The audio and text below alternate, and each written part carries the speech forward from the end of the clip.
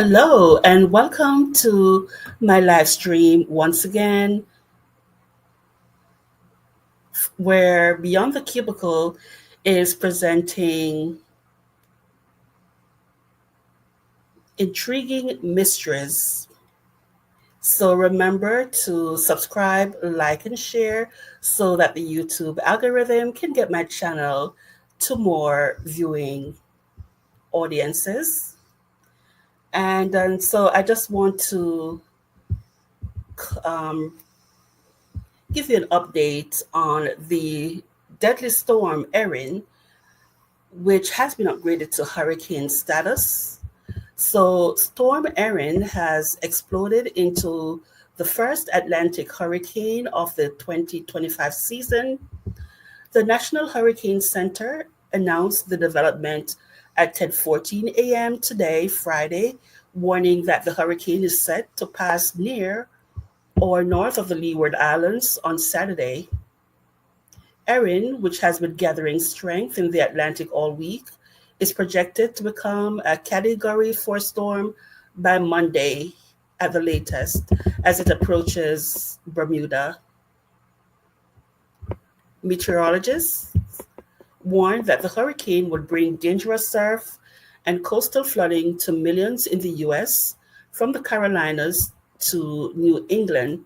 These massive storms produce very rough surf and lethal rip currents that can impact beaches even hundreds of miles away. So please be careful if you have to visit the beach, especially as it's summertime, a lot of people go to the beach. So just be wary. The predicted path to North Carolina is based on the European Center for Medium Range Weather Forecasts, which is known for its high accuracy model, which uses advanced dynamical forecasting techniques. AccuWeather forecasters said Erin is likely to quickly ramp up into a Category 3 storm by Saturday, bringing sustained winds of more than 110 miles per hour as it passes Puerto Rico and the Dominican Republic this weekend. The East Coast should start feeling the effects of the storm by the beginning of next week. And they also said the first states that Erin would likely to hit are North Carolina and Virginia, where beachfront properties could be at risk. Rough surf, rip currents, and coastal flooding, beach erosion are all expected to be issues for residents and vacationers in the area as soon as Monday or Tuesday.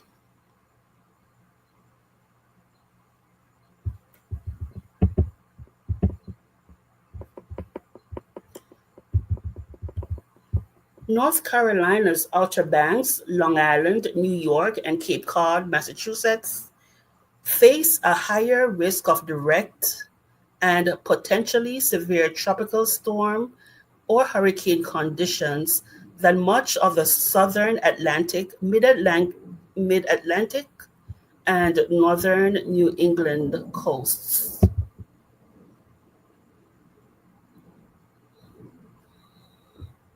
This kind of weather could result in ocean activity that may impact cruise ships and cargo freighters and put them in serious danger.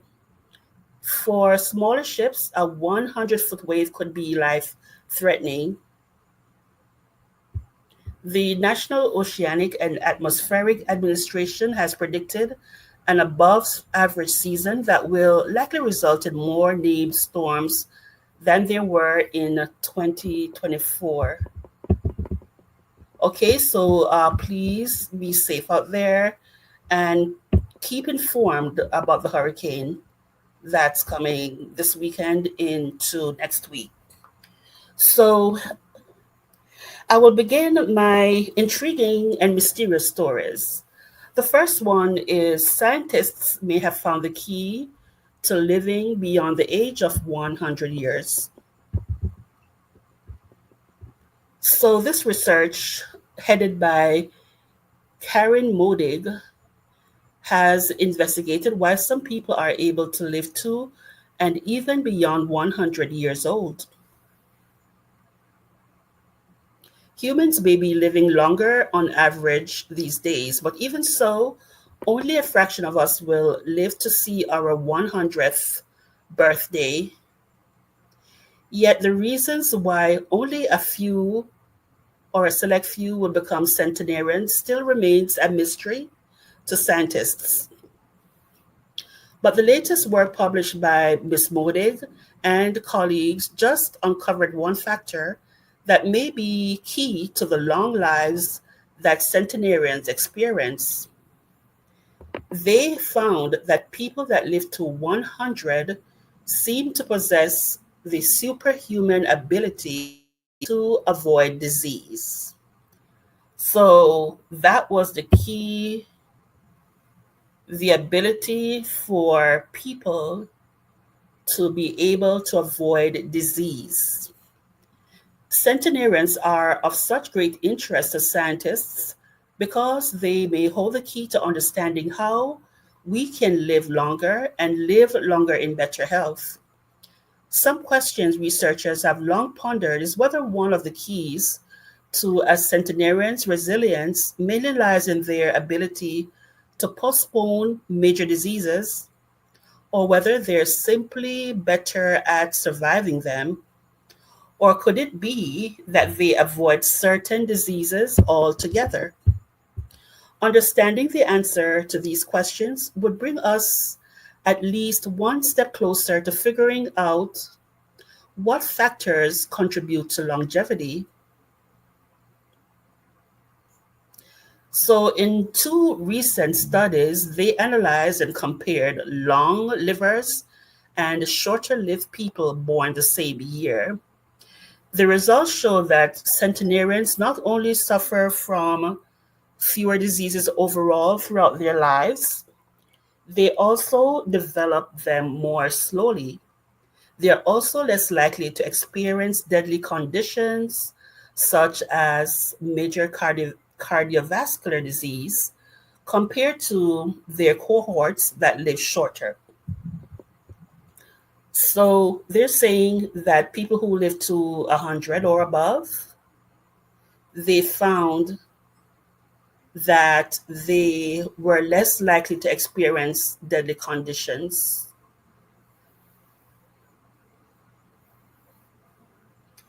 So the first study was conducted on people born in Stockholm County in Sweden between 1912 and 1922.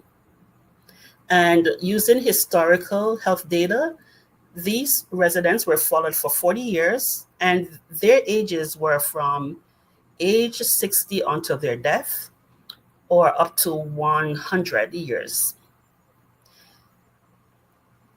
Each participants were calculated for stroke, heart attack, hip fracture, and various cancers, and compared to those who survived to the age of 100. And they found that centenarians not only had lower rates of disease in late midlife, but they continued to have lower rates of disease throughout their lives overall.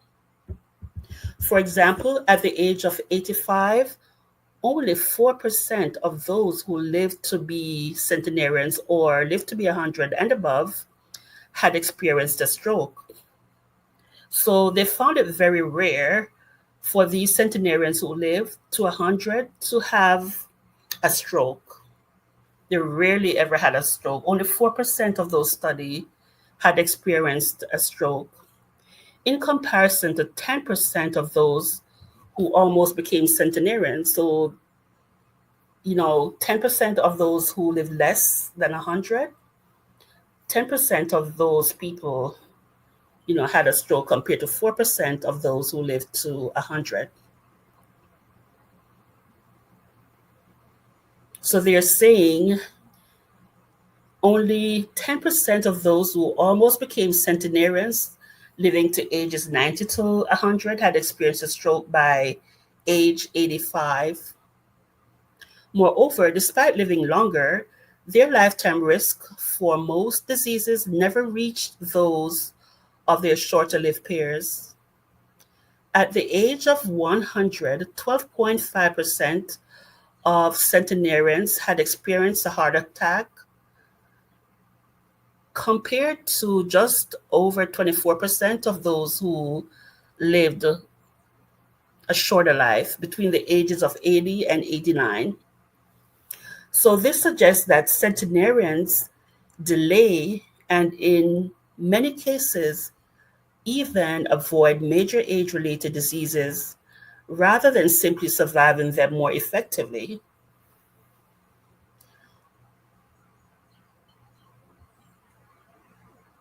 So, to explore to see if they were right, they conducted a second study that included only 40 different medical conditions, which range from mid to severe, such as hypertension, heart failure, diabetes, and heart attacks.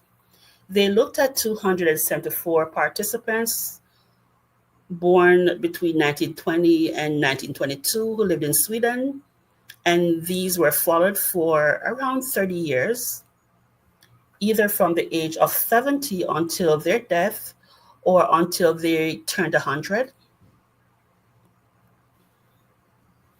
And out of the 274,000 participants, a total of 4,330 people became centenarians, which amounted to 1.5% of the participant they looked at during the study.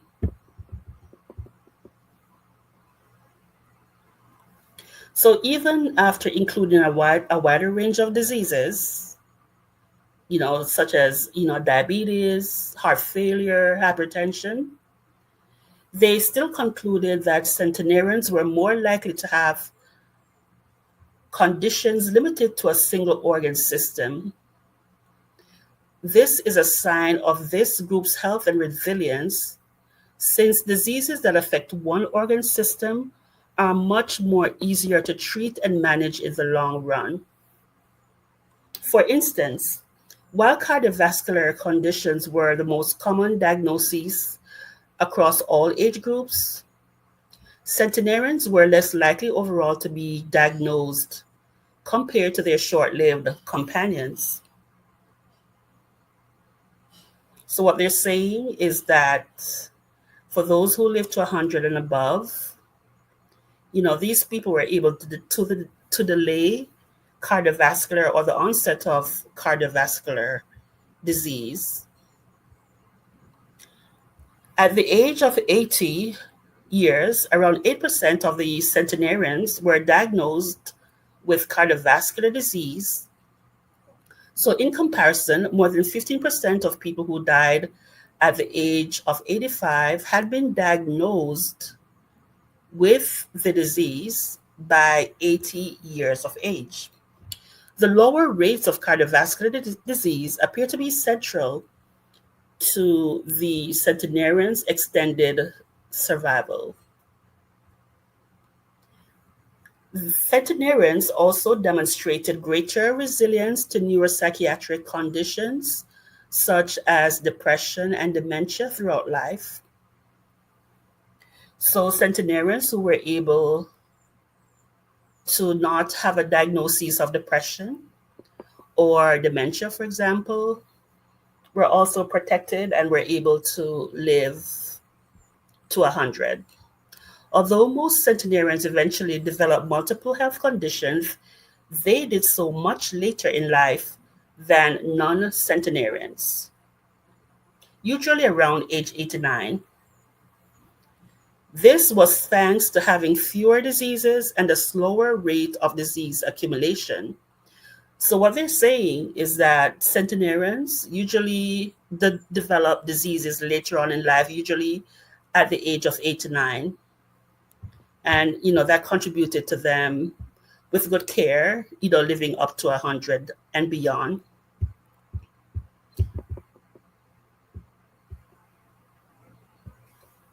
Notably, non centenarians typically experienced a sharp increase in the number of health conditions they suffered, within the final years of their lives, but they did not experience this sharp decline in health even from their 90s onward. So, what is the secret to a long life? The finding that centenarians managed to delay and, in some cases, avoid disease despite living longer is both intriguing and encouraging. It shows it is possible to age more slowly than is typical and challenges the common belief that a longer life inevitably comes with more disease. Our findings suggest that exceptional longevity isn't about postponing illness but reflects a distinct pattern of aging. But whether this is mainly due to genetics, lifestyle, environment, or a combination of these factors remains unknown. The next step in our research will be to explore what factors predict living to 100 and how such predictors operate during a person's life. So, we all know that our lives are determined by God, who is our creator. So, we do need to have faith and also take care of our lifestyle, be careful of what we eat, make sure that we exercise as having the right lifestyle, a healthy lifestyle will also help contribute to living a long, disease free life.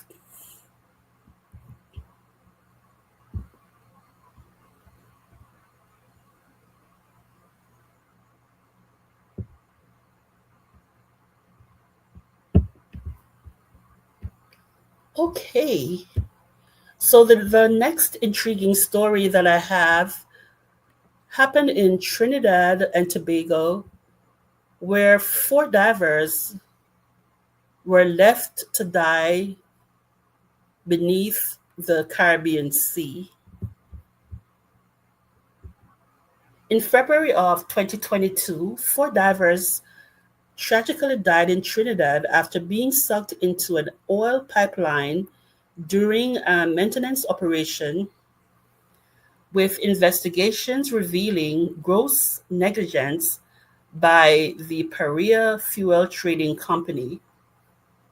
So on February 25th of 2022, five divers from the Land and Marine Construction Services were conducting routine maintenance on an oil pipeline near Point Pereire in Trinidad. During the operation, a sudden vacuum effect caused by a safety valve opening unexpectedly sucked the divers into the pipeline. One diver, Christopher Boudram, managed to escape after crawling through the pipe for 3 hours, but the other four divers were left trapped inside. Despite the diver who escaped pleas for help, the company, Paria Fuel, which owned the pipeline, did not initiate a rescue operation. They cited safety concerns and claimed they had no legal obligation to rescue the divers. This decision was met with outrage as it was later revealed that the trapped divers had survived for some time in air pockets within the pipeline. The bodies of the divers were eventually recovered days later, with autopsy reports indicating that at least one diver may have been alive for up to 39 hours after the incident. The investigation concluded that the deaths were due to gross negligence and recommended charges for corporate manslaughter against the company Paria Pipeline.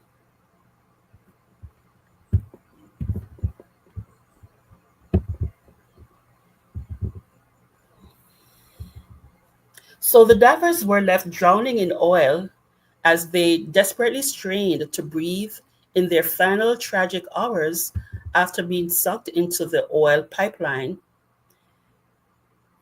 The professional divers set out for a job like any other, repairing a leak on an oil pipe on the seafloor off the coast of Trinidad and Tobago. With their suits on, they dived beneath the surface to reach their work site, from where they would eventually be sucked into the 30-inch oil pipe. Somehow they survived being dragged hundreds of feet through the narrow tube before crashing into an air pocket. Covered in oil and in absolute darkness, some of the men had obtained serious injuries, and desperately willing to live, they managed to survive by straining their necks out of the viscous liquid oil to breathe. So, one diver, as I mentioned earlier, after he surfaced, told the oil company that his friends were still trapped on the seabed, and most importantly, that they could still be saved. And despite plans being made to save them, nothing was done, and their dead bodies were eventually flushed from the pipe several days later.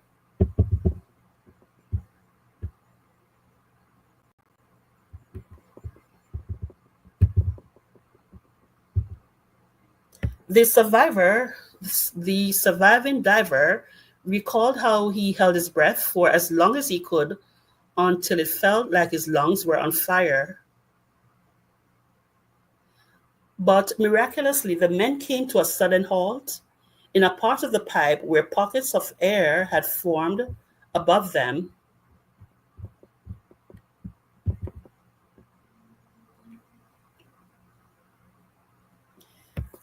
Budram, the name of the diver who survived, believed that his shoulder and ankle had been broken by the impact, and he could barely move in the pipe, which was around the width of a man's shoulders.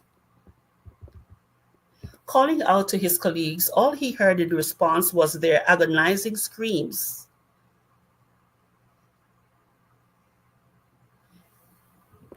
Their injuries were so severe that they were unable to move, and they were able to group together in a human chain under one pocket of air. With their oxygen supply running out, they knew they had to move, but they didn't know which direction would lead them to safety or certain death.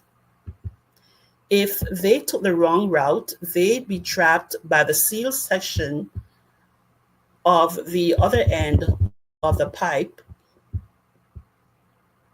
Eventually, they agreed on a route, and along the way, they came across an air tank that had been sucked in with them, and the men would take turns breathing through this air tank in order to survive. After they reached the end of their air pocket, the surviving diver went ahead to check the situation, and he was devastated to see that the pipe was completely filled with water, which would make it impossible for all four of them to continue with just the two air tanks. So he returned to his pals to deliver the heartbreaking news, telling them they would have to stay behind if there was any hope of them being saved. One of the men who later died grabbed the surviving diver's foot as he begged him not to go. And being the most experienced of the group, he knew that he must, knowing full well that they could easily run out of air before a rescue could reach them. So the diver finally managed to reach a section they had been working on and realized that the cavalry hadn't been called and there was no one to help them. Panicking, the diver started to scream for help and used a chain to bang on the pipe. Eventually, two divers entered the chamber and heaved him out. Despite the diver telling the company that his friends were in unimaginable conditions 60 feet below the surface, They failed to send rescuers to reach them. And without warning the families beforehand, the chairman of the group or the company called a press conference to announce that the operation had moved from rescue to recovery of the remains. This despite the men still being alive and could have been saved. So that concludes that story. So unfortunate of the divers who were left to die in in the pipe. All right, so that concludes my intriguing stories for the day, and I hope you enjoyed this change of pace in my live streams. And thank you for listening. You have a wonderful weekend.